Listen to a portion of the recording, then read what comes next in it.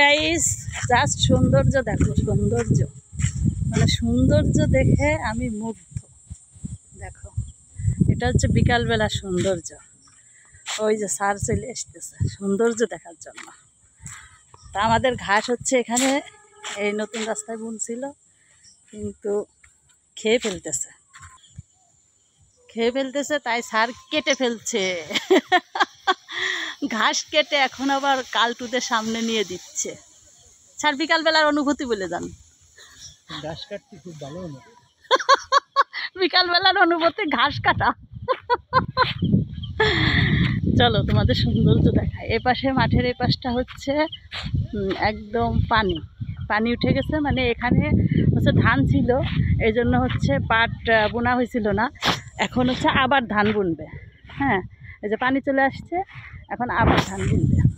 আর এই পাশটায় হচ্ছে এই পাশটায় হচ্ছে পাট আছে। তো এই পাট হচ্ছে কেটে কাটবে না, মানে এর ভিতরে পানি চলে আসছে, এখন হচ্ছে ধান বুনে দিচ্ছে। তো ধান বুনে দিচ্ছে, যখন পাট কেটে ফেলবে তখন ধানটা বড় হয়ে যাবে। আর এই যে পাট হলো ছোট ছোট, মানে বাচক বলে এগুলোকে, বাচক দিয়ে এই যে এখানে বেলগাছের সাথে দাঁড় করায় রাখছে। এগুলো হচ্ছে এই পাতা ঝরায়, মানে পাতা ঝরলে তারপরে হচ্ছে ওই পাশে আমাদের খাল আছে, এই যে সব এখান দিয়ে রেখে দিয়েছে। মানে পাতা ঝরার পরে হচ্ছে খালে নিয়ে তারপরে হচ্ছে পানির ভিতরে জাগ দিবে।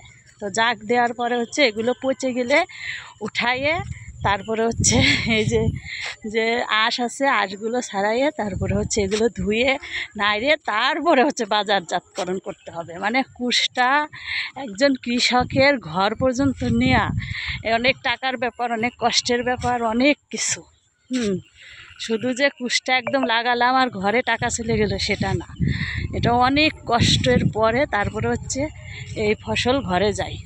তো কৃষকের যে কষ্ট সেটা যদি আমরা মানে যারা চাষাবাদ করি না তারা যদি অনুভব করতে পারতাম, তাহলে কৃষকের প্রতি আমরা এত কি বলবো, অনেকেই আছে যে রাগারাগি করে, এই সে হয়েছে কৃষক, তারপরে আবার এত কথা, এগুলো বলতে পারতাম না।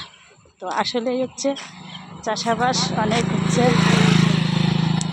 কষ্টের জিনিস।